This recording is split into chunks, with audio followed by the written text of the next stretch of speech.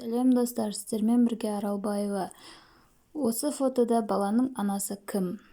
Өте қарапайым тесті байқап көріңіз. Суретке қараңызда екі келіншектің қайсысы баланың анасы деген сұраққа іштей жауап беріңіз.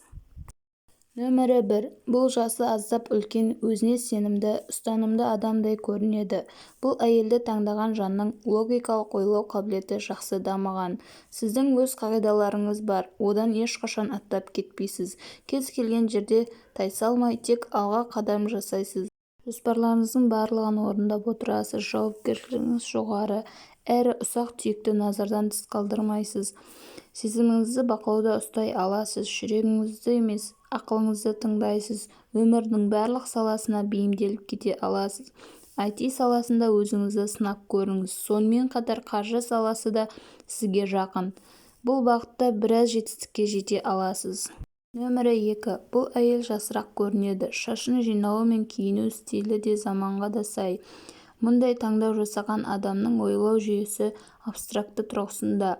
Сіз шығармашылыққа жақын тұлғасыз, өзгелерден өзгеше ойлайсыз. Көппен тез тіл табысасыз. Бір көрген адамды өзіңізге баурап тұратын қасиетіңіз бар.